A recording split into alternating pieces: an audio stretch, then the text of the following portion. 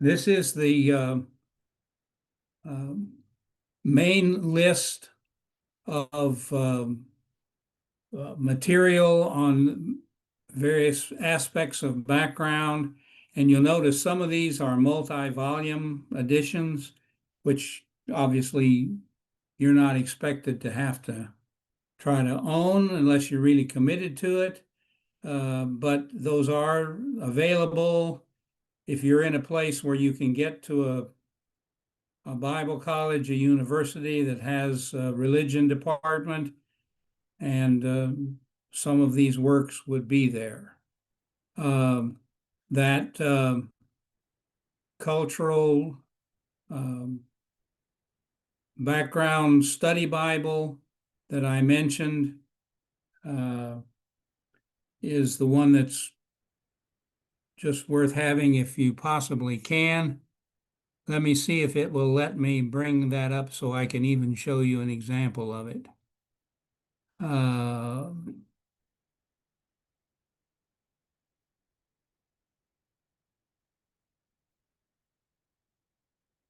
no, it's not going to be there. It's going to be up here.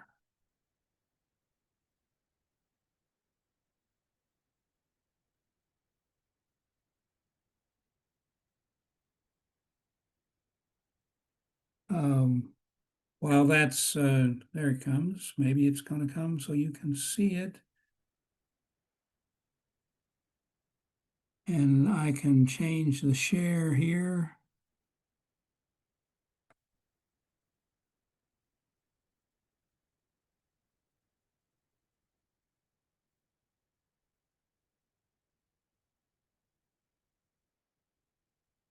Oh, this is opening.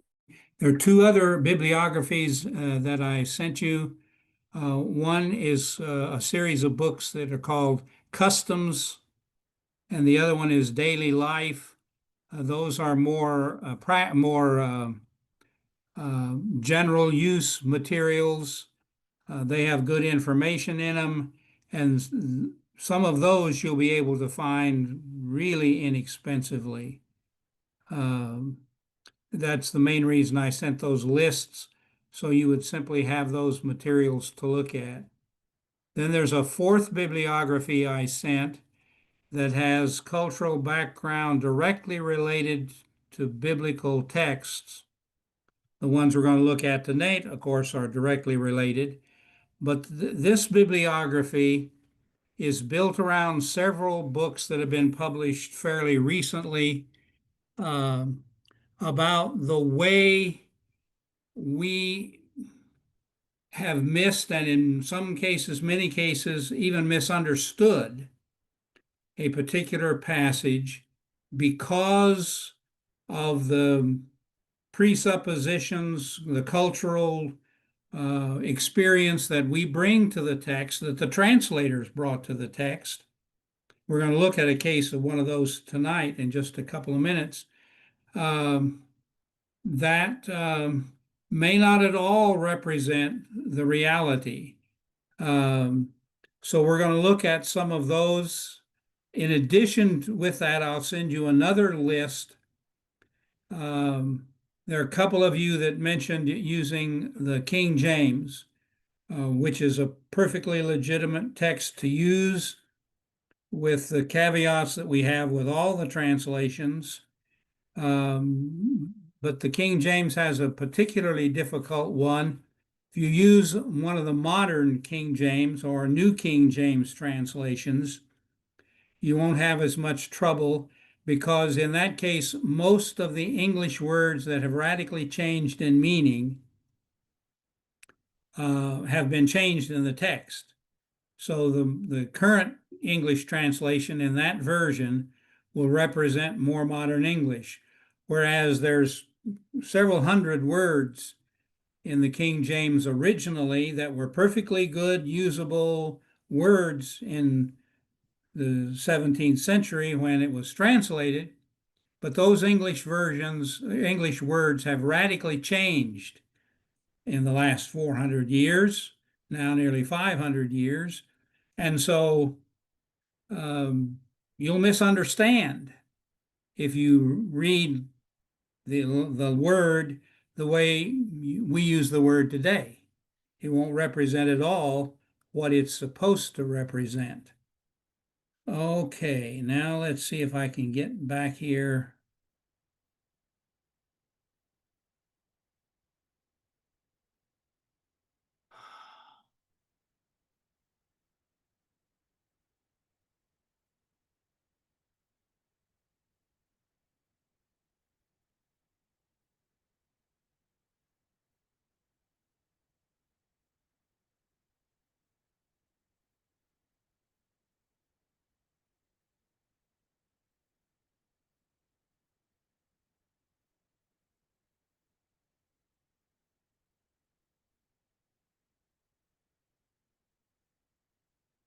Here we go. Stop sharing that bibliography and see if I can bring this other one up. It may not have even stayed open. It didn't. Um, okay. Um, I wanted to mention that the importance of this cultural background is that it not only fleshes out your understanding of a particular passage because of things in the background that simply you don't see because the writer didn't see any need to show those to the people of his day because they all understood that. And it's not there for us uh, in the current situation because that's simply not a part of our culture anymore. Um, in some cases, it really deepens our understanding of the text. And a good example of that um, that we could look at tonight if you have your Bibles in front of you, um, where you have the 10 plagues that start in Exodus 7 through 11. And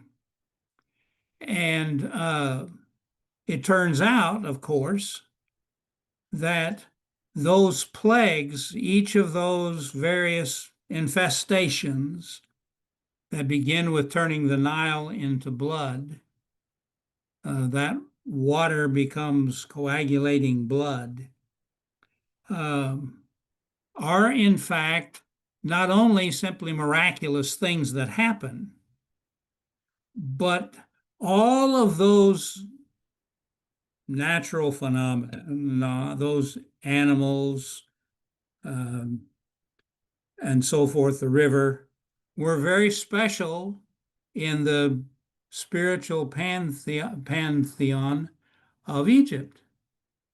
So, in a very real way, every one of those plagues represented some of the gods of Egypt.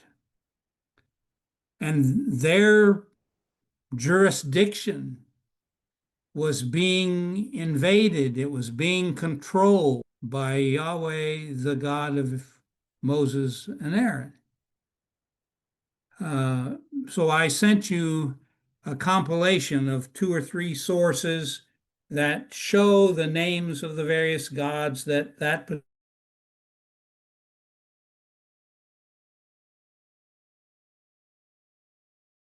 particular person feel closest associated with that.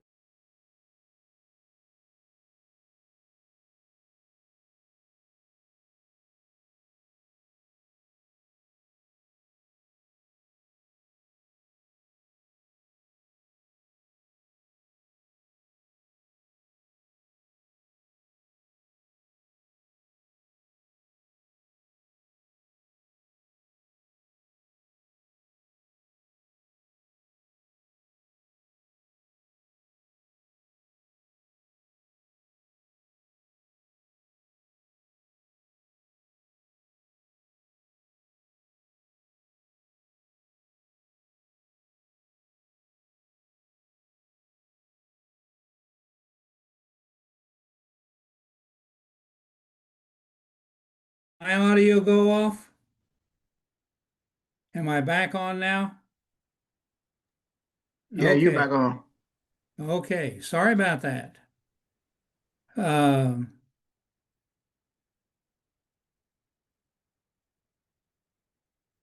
um, if you have your Bible, and maybe I can do this and maybe I can't. Let's see if it's going to let me do this. Um,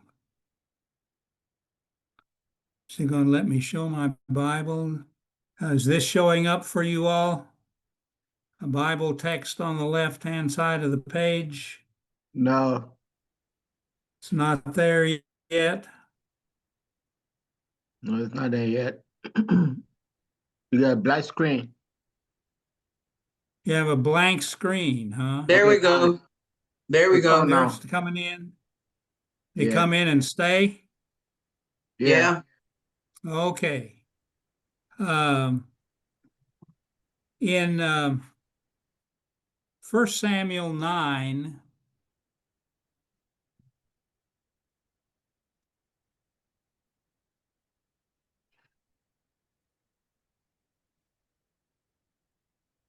well, now it's going to argue with me.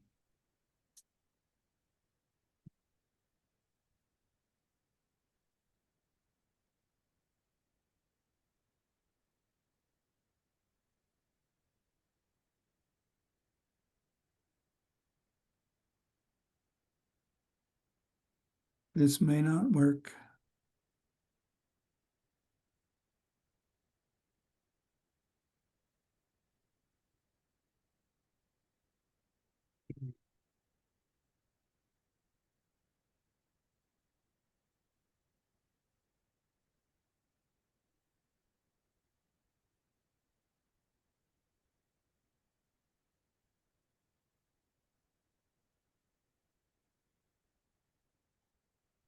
Okay. Um, Look at verse 9.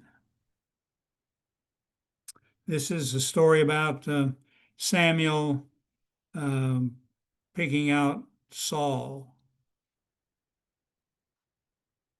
And in verse 9, um,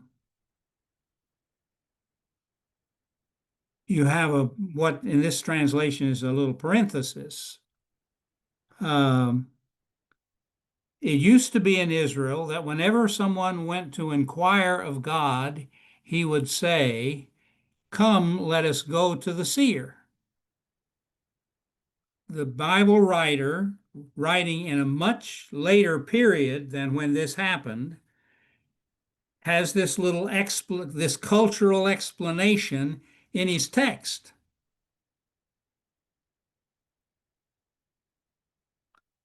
For today's prophets used to be called seer. Um, you get the same thing that happens not very often. Let's see if we can do this.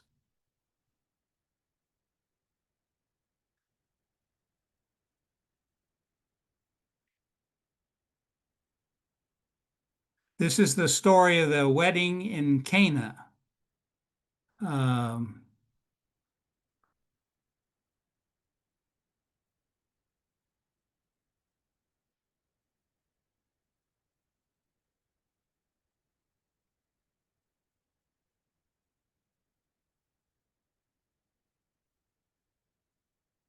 and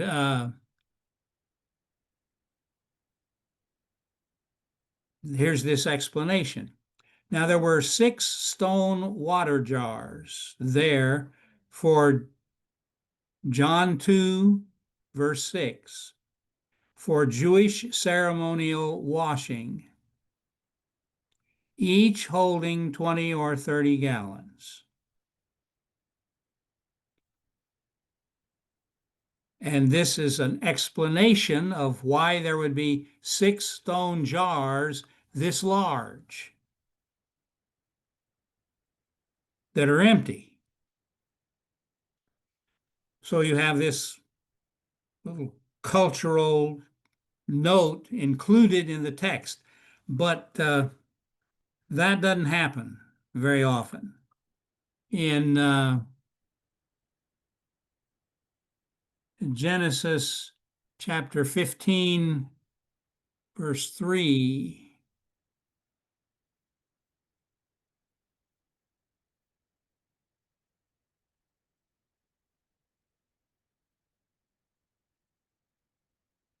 Abram is still childless, and he's in a conversation with God about making Eleazar, his one of his main workers, his heir, since you haven't given me a descendant.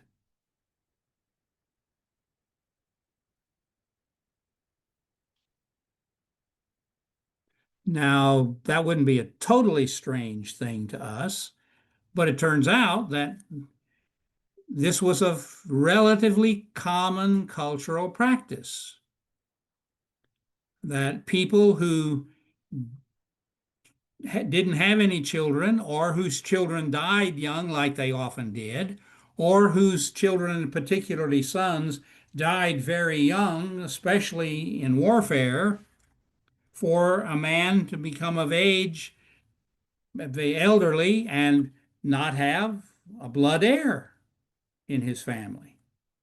And so he would have to adopt a man to inherit his estate. Um, any of you remember this story in Genesis?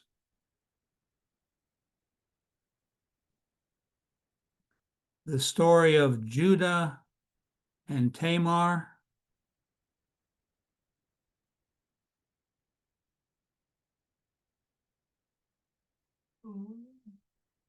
Beginning in verse, well, it's there at the very beginning. I didn't get the right verse. I didn't get the right chapter. No, 31. I'm sorry. This is the story in chapter 31 of Genesis when Jacob finally decides to leave where he's been, where he got his two wives, and abandon his father-in-law because he's getting word that his brothers-in-law aren't happy with the situation. And he's afraid that sooner or later they're going to consider him too much of a rival. And since he's a foreigner, he has no real protection. He has no family to get even with him, to help protect him. So he decides to flee. And he does it when Laban is off taking care of his animals, the roundup kind of a thing for us. And when he leaves, his wife Rachel takes some of the religious images or artifacts of her family and leaves. When Laban discovers they're gone, he comes after them. And he's not only put out because they've left and therefore deprived him of his daughters and his grandchildren, he's particularly upset because these artifacts, these idols, are missing. And he insists on being able to search Jacob's entire camp to find them. He can't because Rachel is sitting on them and she begs off to move since it's during her period, which it would never have occurred to Laban that in this condition she was close to his idols. And so the question is, sure, he's unhappy about losing his daughters and his grandchildren for his old age and so forth. What's the big deal about his idols? Well, it turns out that in some of the areas of the ancient Near East, these images were the major element of who got to inherit. These were the first things that were given to the major heir. So, since they were missing and Jacob is missing, the assumption is Jacob's taken them, so when Laban dies, Jacob can show up and claim the entire estate and cut all his brothers-in-law out. So to prevent that, the story tells us Laban and Jacob set up a pile of stones as an altar, as a witness, and there are several elements to that. And one is that Jacob is not to mistreat his wives or take any other wives besides the daughters of Laban. And there to be a reminder that I will not pass beyond this pile to come and harm you, or you to me. And so even if Jacob has in fact succeeded in taking them, he's not, by this agreement, this contract, this covenant, this oath, he's not allowed to come back with them to Laban's territory because he's promised not to.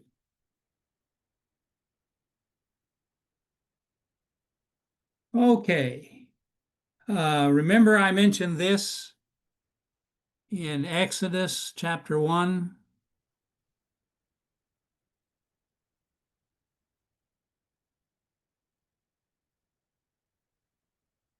Is this anywhere readable for you all? Can you see the text? Yes. Okay, there's supposed to be a way for me to enlarge this text, but they've changed the procedure for doing that now, and I obviously didn't find it. It used to be right there for you to see, but they've moved it somewhere. And so I can't do that. In Exodus chapter 1, we have the story of the new king who begins to oppress the children of Israel. And in verse 16, he comes to the midwives, to the Hebrew women, and he says, when you assist the Hebrew women in childbirth, and the Net Bible translates, observe the delivery. If it's a son, kill him. I don't know why this switched. Let's see if I can get it to switch back.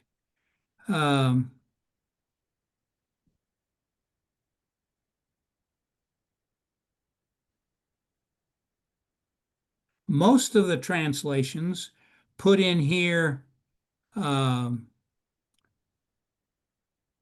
birth stool or the delivery stool. Well, it's not going to let me do it and keep it.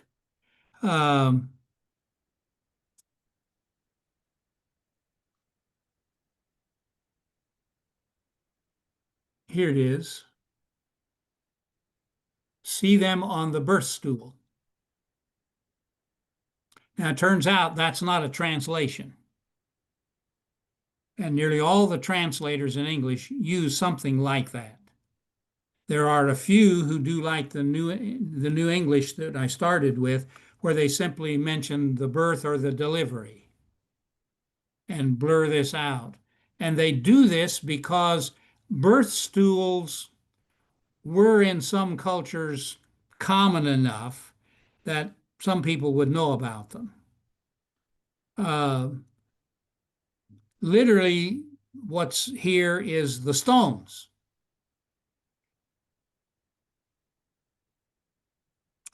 And so there are a few scholars who think this is a reference to the testicles of the child, um, which in some cultures are termed that way, which would determine whether this is a boy or a girl. But I mentioned a couple of weeks ago, I heard a lecture a year or so ago by an Egyptologist who pointed out that the word here, stone, or the plural stones, was in fact the Egyptian birth practice in the second millennium, the 1000s before Jesus. It ended, they stopped doing it sometime in that transition from 1000 to simply the hundreds. So by the time anybody believes much of the Bible was actually getting written down, that custom had not been around for hundreds of years. But the writer here knew this custom that was in existence in 1200 or 1300 or 1400 or 1500 when the Israelites left Egypt. And that there was something about the procedure, a stone, a brick, or set of them, a duality, two of them, or something, were placed for the baby to be delivered over. But it disappeared. But the writer knew about it. Most of you are familiar with the story in Numbers 16. You're more familiar with the story in Joshua 7, where after the destruction of Jericho, one of the men, Achan, is discovered to have stolen some of the items taken from Jericho, which they were not supposed to do. Everything at Jericho was supposed to be dedicated to God. It was supposed to be utterly destroyed. And the story tells us in both of those cases, the story in Numbers 16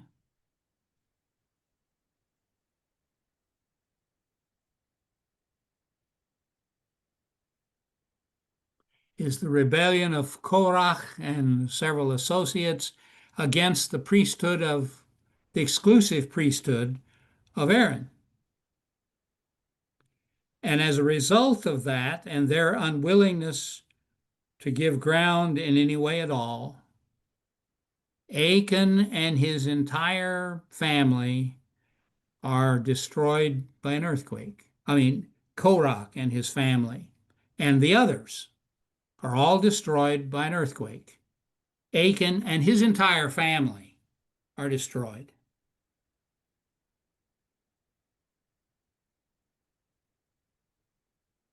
That doesn't strike you a little bit cruel? I mean, modern world, we wouldn't consider sending a whole man and his family to prison. We wouldn't execute his whole family when we executed him. And this is an illustration of the communal, the social solidarity of the ancient world as opposed to the individualism of the current world. And one of the books on that list of talking about cultural values that really change our understanding of the text, the author of his second book that's on that list I gave you for next week entitles his book Misreading Scripture Through Individualist Eyes. When we read Scripture, we read it like we talk, and we operate as independent individuals. Ancient world by and large, didn't know that. They didn't think that way. In many respects, you weren't even an individual. You were simply a unit, a member of a family. Um, you were them, you were theirs. And hence, it never occurred to anybody that parents couldn't pick out the spouses for their children. The children weren't independent. They were just members of the family. And these two passages illustrate that in a very significant way. In Deuteronomy 22, verses 13 through 17, we have the legal procedure. What happens if a man, after he marries a woman, comes back and insists that she wasn't a virgin when he married her? And the procedure was the parents then bring the proof of her virginity.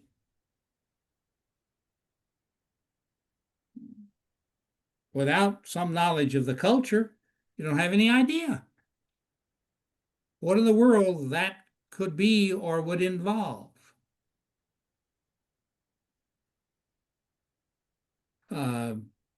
Just have a story. There's a very interesting story in 1 Samuel 14 that I want us to look at.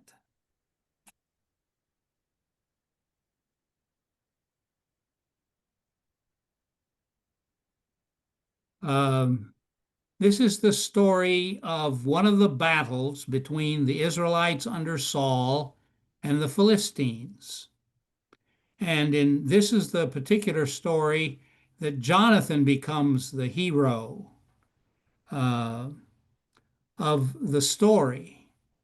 But at the end of the story, when, because of Jonathan's effort, they're able to rout the Philistines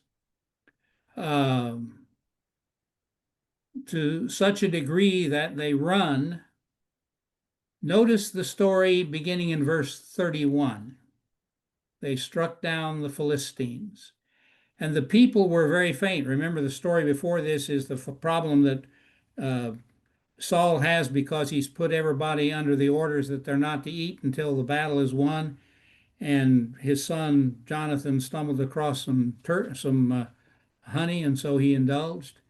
So they pounced on the spoil and took sheep and oxen and calves and slaughtered them on the ground. And the people ate them with the blood. Then they told Saul, "Behold, the people are sinning against the Lord by eating with blood." And he said, "You have dealt treacherously. Roll a great stone to me here." And Saul said, "Disperse yourselves among the people and say to them, let every man bring his ox or his sheep and slaughter it here and eat, and do not sin against the Lord by eating with the blood."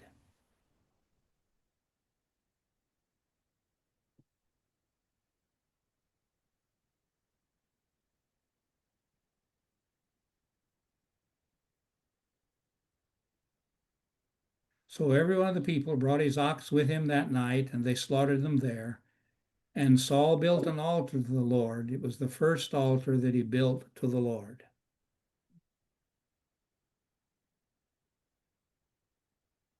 Now, what difference is a rock going to make? Even if it's a big rock.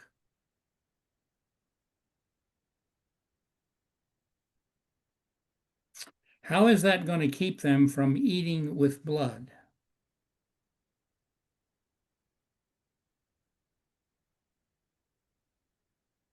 And the translators fail us because they don't translate verse 35 at the very beginning right.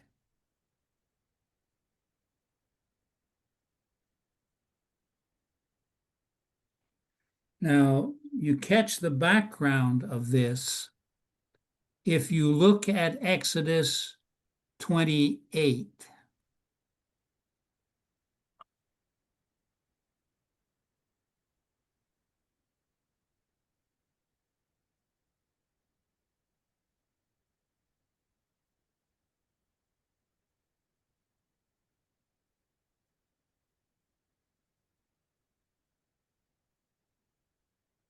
Oh, I'm sorry.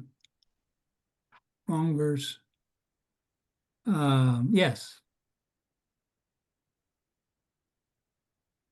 Leviticus 17.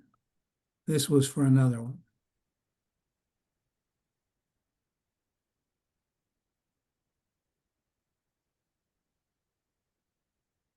If any one of the house of Israel kills an ox or a lamb or a goat in the camp, or kills it outside the camp, and does not bring it to the entrance of the tent of meeting to offer it as a gift to the Lord in front of the tabernacle of the Lord, blood guilt shall be imputed to the man.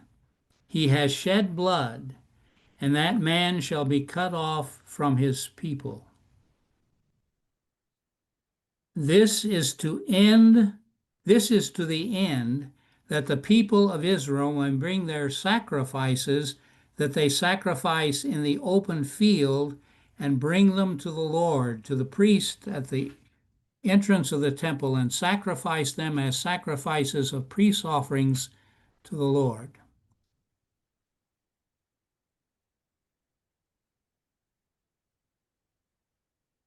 Why?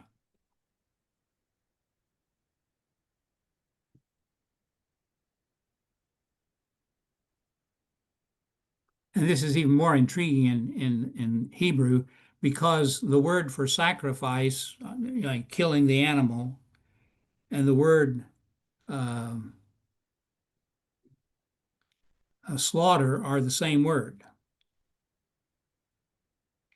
What this prevents is you killing an animal and cutting it up to eat anywhere except at the tabernacle, the tent of meeting. You can't eat meat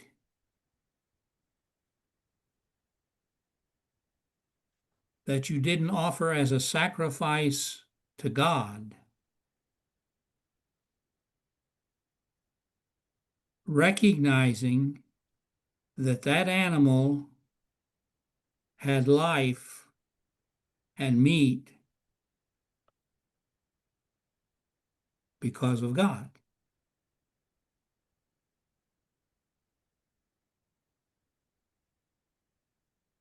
There's another passage that talks about if you kill it in the field, a wild animal, you have to do a semi-blood sacrifice procedure.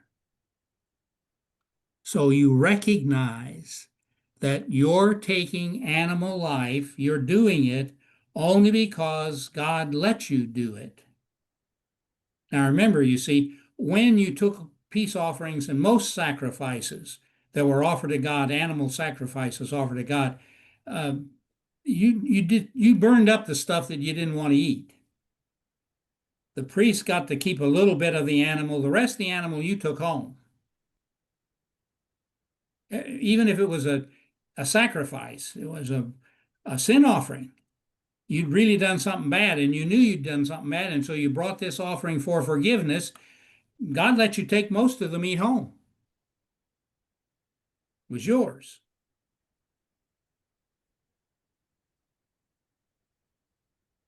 And this passage is setting up the custom that you don't just slaughter animals. And that's why to this day, conservative Judaism has very rigorous slaughter practices, because it's got to keep the point here. Now go back to 1 Samuel.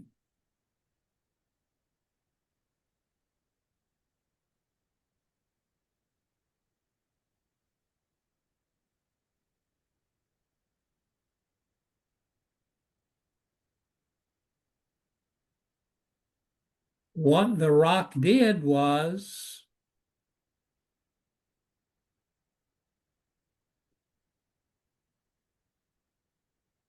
And didn't go the right place.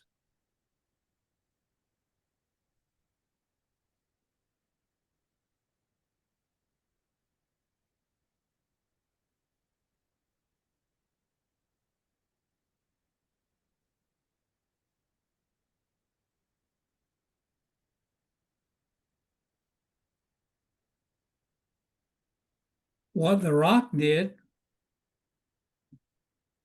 was create an altar. Now they're just not slaughtering the animal, they're sacrificing the animal. And so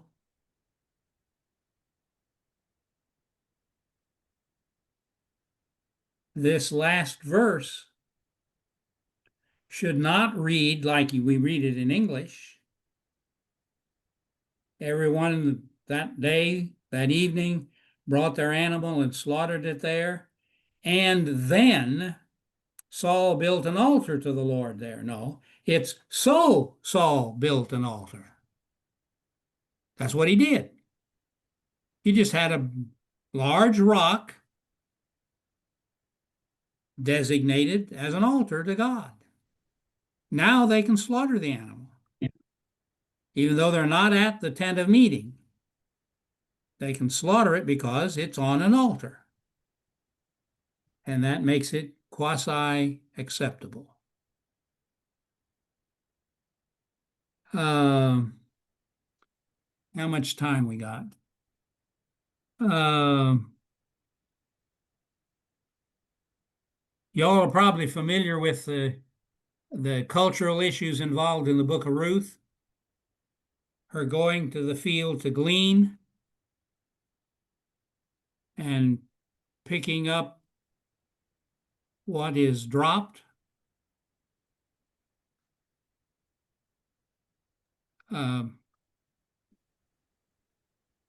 Well, why in the world would they drop something when they're cutting it?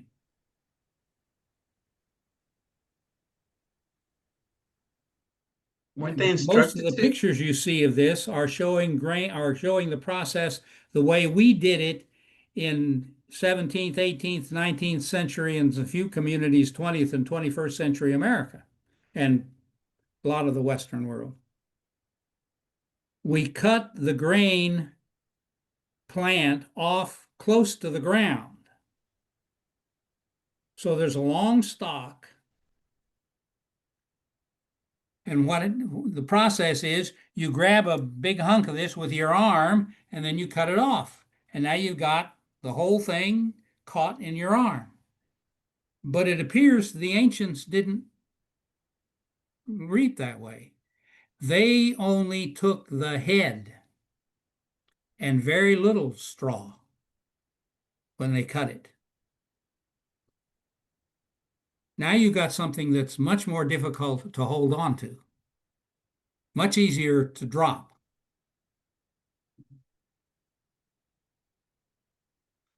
And the rule, of course, was if you drop it, you can't pick it up. You have to leave it for the poor. And then there's the kinsman redeemer issue with Boaz and Naomi.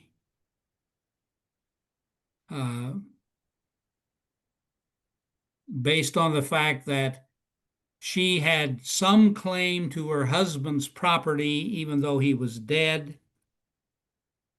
And there was the procedure from the time the land was allocated to the Israelites that it was always to stay in the family.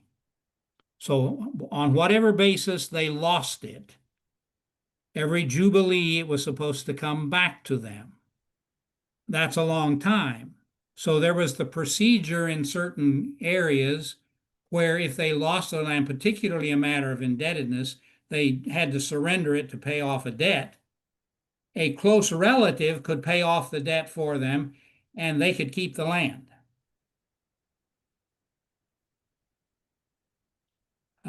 And that whole procedure gets expanded then because of another custom in ancient Israel, that when a man died without children, his brother was supposed to have a child by his widow that would be his child. Remember, the Sadducees come to Jesus and say, what happens if this guy has a whole bunch of brothers and each one of them, the woman marries, and before she can have a child by him, he dies? Whose wife is she going to be in heaven? I mean, she's been married to all seven of them. That's the process that's going on. But in Ruth's case, of course, it's being stretched because she wasn't the relative. She was an in-law. But that's the background of it.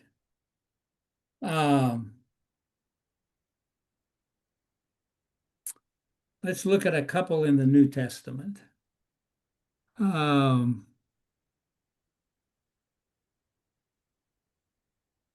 Look at John chapter 10, verse 22.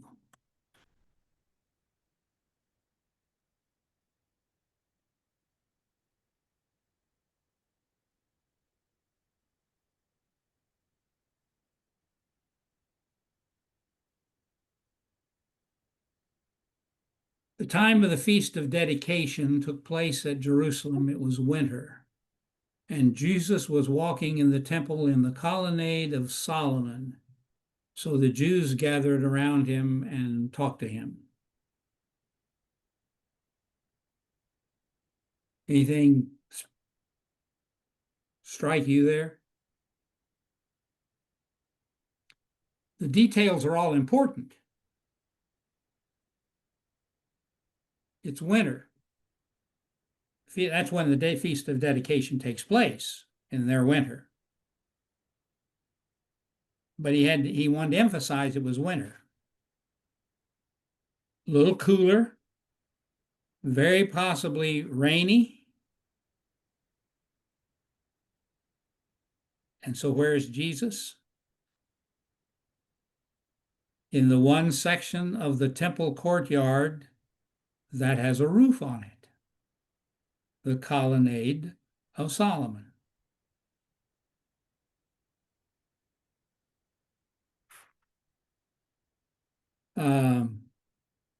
Enough of you sowers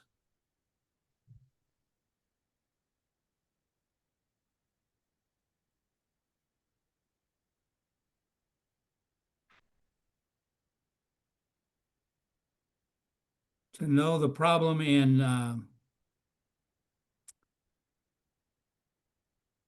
no one takes an old cloth and sews it into takes a new cloth and sews it into an old cloth. And notice how the English Standard translates it, actually paraphrases it, so you understand. The problem with a new piece of material in an old clean piece of material back in those days and up till pretty recently is that all material new shrunk after it was washed. So you couldn't sew a new piece into an old piece because the first time you washed it, the new material would shrink and pull and maybe even tear loose the garment.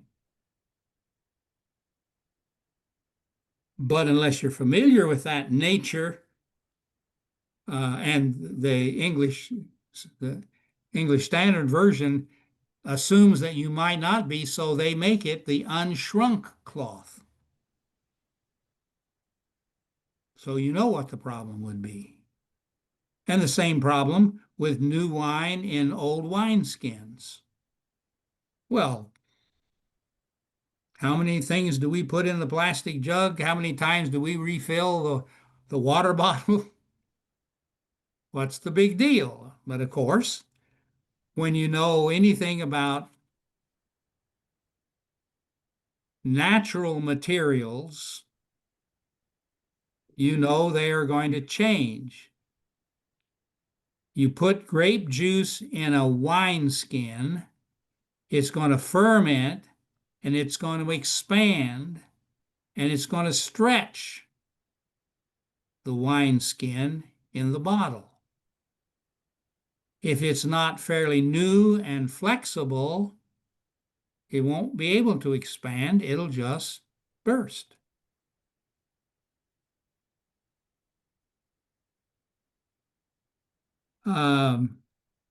John chapter 13.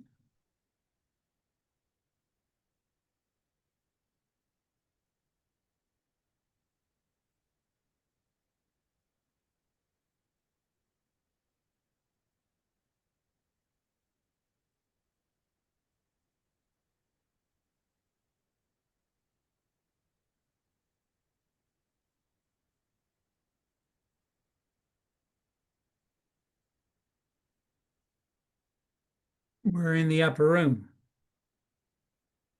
and Jesus has washed their feet. And now he tells them that one of them is going to betray him. And they, of course, want to know who.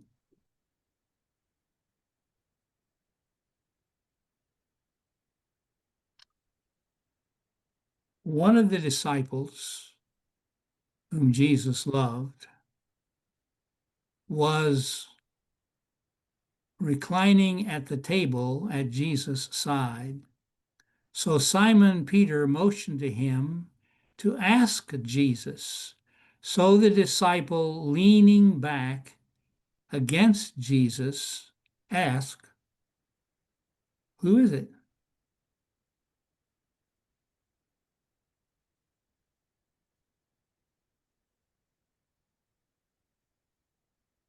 Now, is that the way Michelangelo in The Last Supper portrays it? No. No, because we sit at the table. They didn't. They reclined on a couch around the table.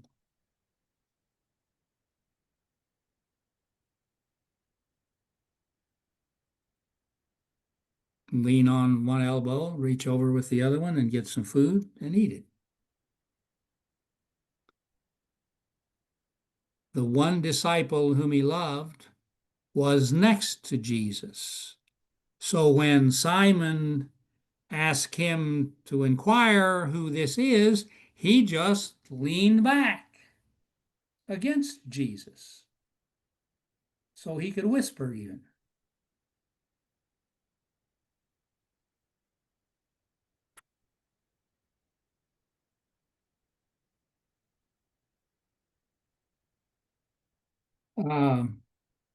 Acts chapter 9, I think it is. No, Acts 12.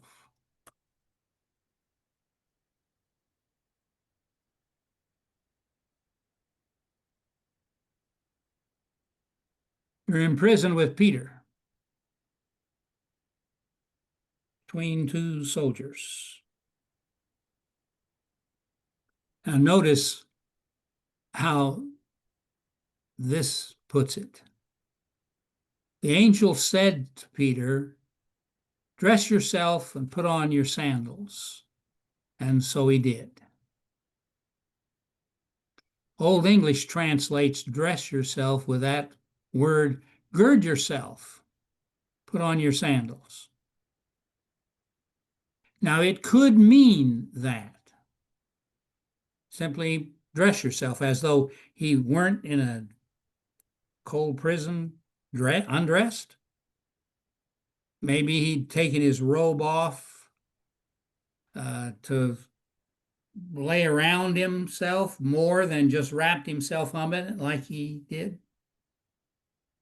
But it's far more likely that what's going on here is that he did have his robe on. How do you walk fast in a robe? How do you run in a long skirt? especially if it's fairly tight.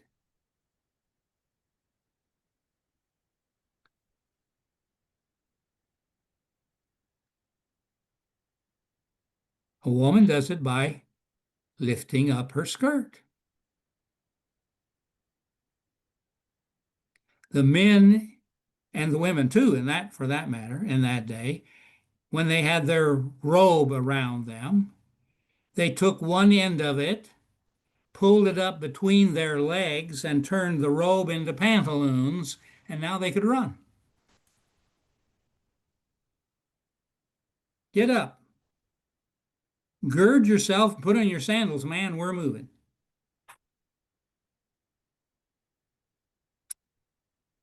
Acts chapter 21. Oops, time to go.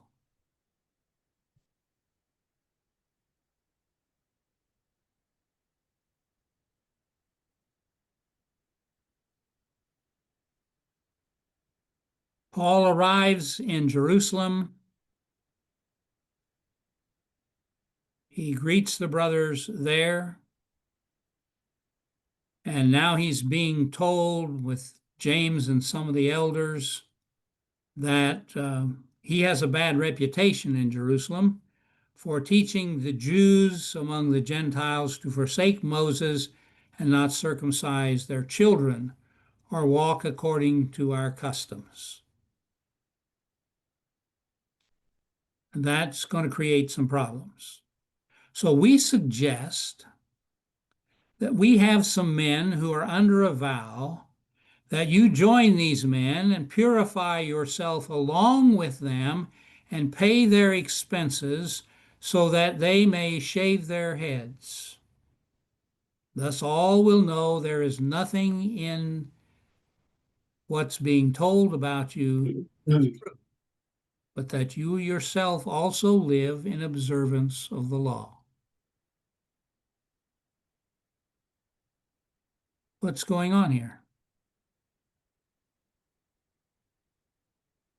A vow is nothing more than a promise. It's the Anglo-Saxon word for promise.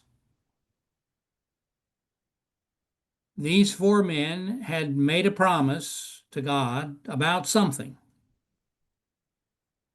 And the Jewish law for the day said that if you made this vow, this is normally called the Nazirite vow, but Nazirite is simply the noun form of the word to dedicate or reserve, set yourself apart to the Lord. And that could involve any kind of thing. You know, the promise could be anything. It could be a promise where you made a deal with God. If you'll do this, I'll do that. It could be just a flat promise. Lord, I want to do this or that or the other for the next month, 6 weeks, rest of my life. And I want to make this a solemn promise. So this is what I'm going to do. Now, the biblical rule for this in Leviticus 27 and Numbers 6 and 30 involved your taking the vow, and included in the promise was you didn't cut your hair and you didn't indulge in alcoholic beverage. Obviously, you could take a vow, make a promise, and make any stipulation you wanted to about it. But this was the process, the traditional way of doing it. And these men were in that process. And they had most likely fulfilled the length of whatever this vow was. And so they were going to be released from this vow. And that process was called purify yourself. And there's a procedure for doing that involves bringing an offering, and that was stipulated. And along with the parts of the animals that you offered in the sacrifice, you've then cut off your hair, maybe even shaved. And the scholars don't agree on the extent of this word. And so you'll find in the texts that talk about this, some of them say cut and some of them say shave. In the Hebrew, there are two different words used. Both seem to get used both ways. They're used in shearing animals for something. Well, of course, when you sheared the animal, you didn't cut everything off. And they're suggesting that Paul enter this process with them. And he could take a 7-day vow of, again, any kind, so that he would end his vow the same time these guys ended their vow. And so he would go to the temple with them, he would offer the sacrifice, and their sacrifice he would even pay for. And they'd all cut their hair and throw it into the fire as part of sacrifice.